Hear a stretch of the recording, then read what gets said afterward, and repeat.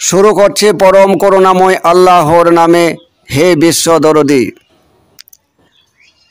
আল্লাহ কোরআনে বারবার অনেক জায়গাতেই ঘোষণা করেছে তাকে দেখার বিষয়ে। সে নিয়ে আমি কথা অবশ্যই বলবো। কোরআনের কোথায় কোথায় তিনি ঘোষণা করেছেন তেনাকে যে দেখা যায়, তা অবশ্যই আমি তা প্রকাশ করব। তবে তার আগে আমার বিশ্ব দরদির কাছে একটাই অনুরোধ, আপনারা ধৈর্য হারাবেন না। ধৈর্য নিয়েই আমার এপিসোডটি ভালো করে বোঝার চেষ্টা করবেন। আল্লাহ তো ধৈর্যশীলদের সাথেই আছে। আমি ফলো করছি অনেকেই দু চার কথা শোনার পর তেনারা পালিয়েও যান। আমি তাদেরকে বলবো, যদি পালাতে হয় এখনই পালিয়ে যান। কারণ ধৈর্য নিয়ে যদি আপনি না বুঝেন তাহলে বুঝতে পারবেন না। আজকের এই বিষয়টি বুঝতে গেলে আল্লাহকে তারাই দেখতে পারে যাদের ঊর্ধ্ব চেতনা বোধ আছে, যাদের প্রকৃত জ্ঞান আছে। যাদের ঊর্ধ্ব চেতনা বোধ নাই, ঊর্ধ্ব চেতনার বোধের যারা গুরুত্ব দেয় না, যারা জ্ঞানের গুরুত্ব দেয় না, যাদের জ্ঞান নাই, যারা নিজেদেরকে পণ্ডিত মনে করে তারা পালিয়ে যেতে পারেন, তারা আল্লাহকে কখনোই দেখতে পাবেন না। কারণ আল্লাহকে দেখতে গেলে এই চোখের দ্বারাই দেখা যায় না, সেটা দিব্য জ্ঞান বা জ্ঞান চক্ষুর দ্বারাতেই দেখতে হয়। তাই যে সমস্ত দরদির জ্ঞান আছে, ঊর্ধ্ব চেতনা বোধ আছেন, তারা অবশ্যই ধৈর্য ধরে আমার এই কথাগুলি শুনুন। আমি কোরআনের কোথায় কোথায় আল্লাহকে দেখা যায় তার ইঙ্গিত করেছে সেগুলা বলছি, এবং আল্লাহকে স্পষ্টতরূপ আজ আমি দেখিয়েই ছাড়ব। আল্লাহকে অবশ্যই দেখা যাবে, এটা কোরআন থেকেই আমি দেখাবো। কোন চেহারায়, কিভাবে, কোথায়, কখন অবস্থান করলে তাকে দেখা যায় তা অবশ্যই দেখতে পাবেন। চলুন দেখি কোরআনের কোথায় কোথায় আল্লাহকে দেখার ইঙ্গিত আছে, আমরা সেটা একটুখানি ফলো করি। কোরআন কখনো বলছে মুমিনের কলব আমার আরশ, অর্থাৎ তিনি সেখানে থাকেন। তাহলে মুমিনের কলব যদি আল্লাহর আরশ হয়, তাহলে নিশ্চয়ই আল্লাহ মুমিনের কলবেই অবস্থান করছেন। তাকে দেখতে পাচ্ছি না কেন? সূরা বাকারার 115 নম্বর আয়াতে বলল আল্লাহ, তোমরা যেদিকেই তাকাও, পূর্ব পশ্চিম উত্তর দক্ষিণ যেদিকেই তাকাও, কেবল আমারই চেহারা দেখিবে। যে ধারেই তাকাচ্ছি তবুও আল্লাহকে দেখতে পাচ্ছি না কেন? কোথাও কোরআনে বলল দুই ধনুকের কেন্দ্রবিন্দু থেকেও আরও অধিক নিকটে। দুটি ধনুক যদি সার্কল আকার অর্থাৎ বৃত্তার আকারে সাজানো হয়, তার যে কেন্দ্র তারও অধিক নিকটে। একটা বৃত্তাকার হলেই তার বৃত্ত চাপ থাকে, তার পরিধি থাকে, তার ব্যাস থাকে, তার ব্যাসার্ধ থাকে, তার কেন্দ্র থাকে। দুই ধনুকের মধ্যবর্তী স্থান হইতে আরও অধিক নিকটে, অর্থাৎ দুইটি ধনুক যদি বৃত্তাকারে যদি সাজানো হয়, বৃত্তাকার বৃত্ত হলে কেন্দ্রকে কেন্দ্র করেই বৃত্ত হয়, তাহলে নিশ্চয়ই ওই সার্কল বা বৃত্তের কেন্দ্র আছে। সেই কেন্দ্র হচ্ছে সামান্য একটা ফুটকি, একটা মাত্র নোক্তা, তারও অধিক নিকটে আল্লাহ আমার কাছে আছে। তাহলে কোরআনের জায়গায় জায়গায় আল্লাহ প্রমাণ করছে, আমাকে কেন তোমরা দেখতে পাচ্ছ না, আমি তোমাদের কাছেই আছি। এমনকি সূরা বনী ইসরাইলে আল্লাহ ঘোষণা করল, আল্লাহর নূর দর্শনে এহ জগতে যে অন্ধ থাকিবে, পরকালে তাকে অন্ধ হইয়া উঠিতে হইবে। তাহলে এই রকমের অজস্র কথা আল্লাহ জায়গায় জায়গায় বলেছে। আল্লাহ কোথাও বলল, ওয়া হুয়া মায়াকুম আইনামা কুনতুম, তোমরা যেখানে আছো আমি সেখানেই আছি। আমরা তো আরশে নাই, আমরা তো জমিনে আছি। তাহলে আল্লাহ আমার কাছে যদি থাকে, তাহলে আল্লাহ আমার সাথে জমিনেই আছে। এরকমের অনেক ব্যাখ্যা, অনেক কথা আমার মহান আল্লাহ কোরআনে বলেছে। তারপরেও আল্লাহকে আমরা দেখতে পাচ্ছি না কেন? হে বিশ্ব দরদি, এই আল্লাহকে দেখার উপায় কি তা আজ আমি পরিষ্কারভাবে বোঝানোর চেষ্টা করব। আমরা যে চোখ দিয়ে দুনিয়া দেখছি, এই চোখ দিয়ে যদি আল্লাহকে দেখতে চাই তাহলে আমাদের ভুল হবে। আমরা কখনোই আল্লাহকে দেখতে পাবো না। কারণ এই চোখ মায়ার চোখ, প্রলোভনের চোখ। এ সব সময় মিথ্যাকে দেখে এবং মিথ্যাকে সত্য মনে করে আঁকড়িয়ে বসে থাকতে চাই, আমাদেরকে সেই ধারে সেই নেশাতেই ফেলে রাখতে চাই। এই চোখ দিয়ে আল্লাহকে দেখা সম্ভব নয়।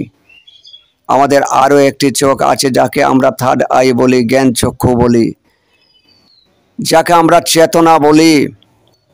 তৃতীয় নয়ন বলে এই চোখ দিয়ে আল্লাহকে দেখা সম্ভব। আজ আমি দেখানোর চেষ্টা করছি।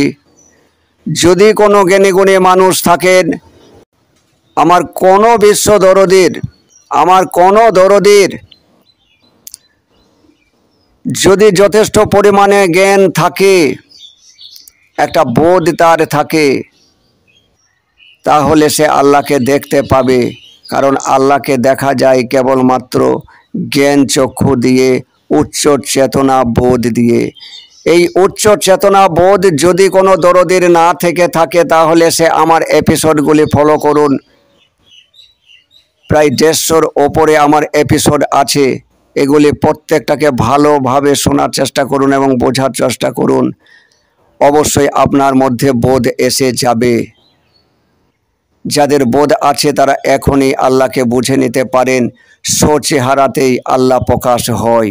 আপনার চেহারাতেই আল্লাহ প্রকাশ হয়েছে, তা আমি আবারও নতুনভাবে বোঝানোর চেষ্টা করছি। চেহারায় অর্থাৎ নিজ চেহারায় নবীজি আল্লাহকে দেখেছিলেন, যে কারণে আল্লাহ কোরআনে আরও এমন কথাও ঘোষণা করেছে যে তোমরা কেউ আল্লাহ এবং আল্লাহ রাসূলকে পৃথক করো না। আল্লাহকে এবং আল্লাহ রাসূলকে পৃথক করে দেখা আমাদের উচিত নয়, সে কথা কোরআন আমাদেরকে শিখিয়েছে। আবার কোরআনের এই কথা যে ঊর্ধ্ব দিগন্তে আমি যখন অবস্থান করেছিলাম তখন চেহারায় আল্লাহকে আমি দেখেছিলাম, অর্থাৎ নিজ চেহারায়। ব্যাপারটা এখানে এখন বুঝতে হবে, চেহারায় নবীজি আল্লাহকে দেখলো। পরিষ্কারভাবে কোরআনে ঘোষণা করা হয়েছে, নবীজি যখন ঊর্ধ্ব দিগন্তে অবস্থান করছিলেন তখন চেহারায় আল্লাহকে দেখেছিলেন। এই ঊর্ধ্ব দিগন্ত কি? ঊর্ধ্ব দিগন্তে গেলে আল্লাহকে চেহারায় দেখা যায়। আমাদেরকে বুঝতে হবে ঊর্ধ্ব দিগন্ত কি। দেখুন, দিগন্ত সম্বন্ধে আমরা যারা শিক্ষিত মানুষ তারা সকলেই জানি দিগন্ত কাকে বলা হয়। অদূরের আসমানকে যদি দেখা যায় তাহলে এক সময় মনে হয় যেন আকাশ মাটির সঙ্গে এসে মিলিত হয়েছে। যেখানে পৃথিবীর সঙ্গে আকাশ মিলিত হয়েছে মনে হচ্ছে ওই রেখাকেই বলা হচ্ছে দিগন্ত রেখা। অর্থাৎ দিগন্ত যেন একটা শেষ সীমানার ইঙ্গিত করে। আল্লাহ কোরআনে আরও ঘোষণা করেছে, আমি জমিনকে করেছি বিছানা স্বরূপ এবং তার উপরে বানিয়েছি সরল পথ, যে রাস্তায় যে পথে আমার নিদর্শন লুকানো আছে, আমার কাছে পৌঁছানো যায়। জমিনকে করেছেন বিছানা স্বরূপ, অর্থাৎ প্রাকৃতিক অবস্থান ছেড়ে যে প্রাকৃতিকের ঊর্ধ্বে উঠে যেতে পারে। যে কারণে কোরআনে আরও একটি আয়াত এসেছে, আল্লাহ বলছে আমি জমিনকে করেছি বিছানা স্বরূপ এবং তার উপরে পেতেছি আমার সরল রাস্তা, যে রাস্তায় আমাকে পাওয়া যায়। দেখুন, জমিনের ওপরে রাস্তা, অর্থাৎ জমিন এই প্রকৃতি, জমিনের এই মায়া ত্যাগ করে জমিনের অর্থাৎ এই প্রকৃতির ঊর্ধ্বে যে উঠে যেতে পেরেছে, আল্লাহকে পাওয়ার সহজ সরল রাস্তা সে পেয়ে গেছে। এটাই হচ্ছে ঊর্ধ্ব চেতনা বোধ। কারণ ঊর্ধ্ব চেতনা বোধ না জাগা পর্যন্ত প্রকৃতির এই প্রলোভন, প্রকৃতির এই মায়া বোঝা যায় না। আমরা জানি মায়া মানে মিথ্যা, অথচ সেই মিথ্যাই আমাদের কাছে সত্যের মতো এসে হাজির হয়। মিথ্যা আমরা ভাবতেই পারি না, যে কারণে একে মিমের পর্দাও বলা হয়েছে। তাহলে কোরআনের এই আয়াতের মধ্যে দিয়েই বোঝা যাচ্ছে, নবীজি বলছেন আমি যখন ঊর্ধ্ব দিগন্তে অবস্থান করছিলাম তখন চেহারায় আল্লাহকে দেখেছিলাম। ঊর্ধ্ব দিগন্ত অর্থাৎ ঊর্ধ্ব চেতনা বোধ, জ্ঞানের শেষ সীমানা। কারণ দিগন্ত হচ্ছে শেষ সীমানা, ঊর্ধ্ব দিগন্ত ঊর্ধ্ব জ্ঞানের শেষ সীমানা, যাকে বলা হয় মহাজ্ঞান, যাকে বলা হয় জ্ঞানাতীত জ্ঞান। এই জ্ঞানের জায়গায় জ্ঞানের শেষ পর্যায়ে যিনি পৌঁছে গেলেন তিনি সেখানে দেখলেন যে চেহারাতেই সেই মহান আল্লাহ সে নিজেই, তার মধ্যেই আল্লাহ প্রকাশিত হয়েছে। সেখানে শয়তানের কোনো রাজ নাই, সেখানে গুরু মুর্শিদেরও কোনো ঠাঁই নাই। সে নিজেই স্বমহিমাতে আল্লাহকে অনুভব করছে, আল্লাহকে দেখছে। আপনারা হয়তো আবার প্রশ্ন তুলবেন যে থাম্বনেলে লেখা আছে সাধনের কথা, আপনি সাধনের কথা বললেন কই? দেখুন বিশ্ব দরদি, আমি সাধন নিয়ে এর আগে কথা বলেছি। এর মেন একটাই সাধন, সেটা হচ্ছে জিকিরের সহিত আপনারা প্রাণায়ামগুলি ঠিকমতো করবেন। বসে বসে মেরুদণ্ড সোজা রেখেই প্রাণায়ামগুলি করবেন এবং প্রাণায়ামের শেষে যে কুম্ভকের কথা বলেছি সেগুলা করবেন। এই কুম্ভক বা এই প্রাণায়াম কেন করবেন তা বিস্তারিতভাবে আলোচনা আমার করা আছে। যে দেখুন, আমাদের শ্বাস প্রশ্বাসের মধ্যে দিয়ে দুটো নাড়ি অ্যাক্টিভ থাকে, ইরা এবং পিংলা। আমাদের যে দুটো শ্বাস নালী আছে নিঃশ্বাস এবং প্রশ্বাসের মধ্যে, ইরা এবং পিংলা জড়িত আছে এবং তারা 24 ঘন্টা সক্রিয় থাকে। কিন্তু সুষমা যে নারী আছে, এই নারীকেই বলা হয় সাধন নারী।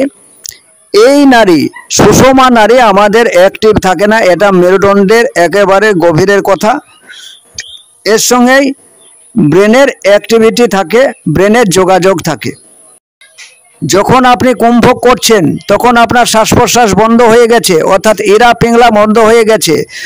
তখন ওই বাতাস নিয়ে, আল্লাহর জিকিরের ওই বাতাস নিয়েই তখন সুষমা মেরুদণ্ড শক্তিশালী হওয়ার চেষ্টা করে।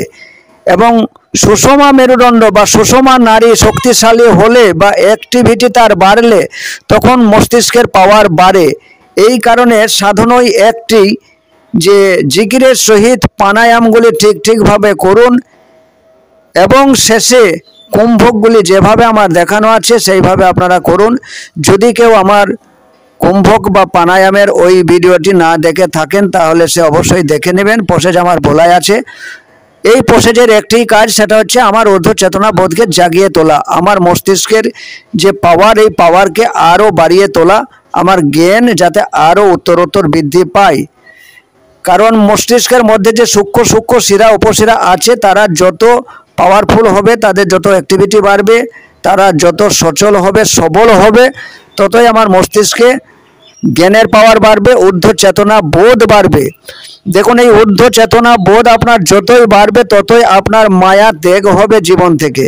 কারণ জ্ঞান যত বাড়ে তত অজ্ঞানতা কাটে, একেবারে একসাথেই ঘটে। আপনারা দেখবেন সকালবেলায় সূর্য উদিত হচ্ছে, এই সূর্য যেমন যেমন উদিত হতে থাকে আপনার দেহের ওই কালো রঙের ছায়াটি ততই সে ছোট হতে থাকে, একেবারে একসঙ্গে ঘটে। যতটা সূর্য যে গতি নিয়ে আপনার আকাশে উঠছে, সেই একই গতি নিয়েই আপনার ওই কালো রঙের ছায়াটি ছোট হয়ে যাচ্ছে। এক সময়তে কালো রঙের ছায়া আর থাকে না যখন মস্তিষ্কে সম্পূর্ণ সূর্যের পাওয়ার এসে যায়। তাই অজ্ঞানতা আপনি যতই কাটাবার চেষ্টা করুন কাটবে না, আপনার মায়া যতই তাড়ানোর চেষ্টা করুন সে মায়া আপনার জীবন থেকে যাবে না, আপনার আমিত্ব আপনার জীবন থেকে কোনো রকমেই যাবে না। কারণ এই মায়া বা আমিত্বকে শেষ করতে পারে কেবল মাত্র জ্ঞান বা ঊর্ধ্ব চেতনা বোধ। এই ঊর্ধ্ব চেতনা বোধই হচ্ছে সূর্য স্বরূপ। এই ঊর্ধ্ব চেতনা বোধ যতই উদিত হতে থাকবে, ওই ছায়া নামক অজ্ঞান ততই আপনার ছোট হতে থাকবে, ওই ছায়া নামক আমিত্ব তত আপনার কেটে যেতে থাকবে, ওই ছায়া নামক মায়া আপনার জীবন থেকে সরে যেতে থাকবে। এই ঊর্ধ্ব চেতনা বোধকে জাগানোর জন্যই আমি প্রাণায়ামের উপরে জোর দিতে বলছি এবং কুম্ভকের উপরে জোর দিতে বলছি। ওই একটাই মাত্র সাধন, ওই সাধনের মধ্যেই ঊর্ধ্ব চেতনা বোধ জাগে এবং ঊর্ধ্ব চেতনা বোধ জাগলে আপনি আপনার আল্লাহকে আপনার মধ্যেই দেখতে পাবেন। তা কোরআনের বিভিন্ন জায়গায় আমি আপনাদেরকে দেখিয়ে এলাম। আজ এখান থেকেই থাক। খোদা হাফেজ।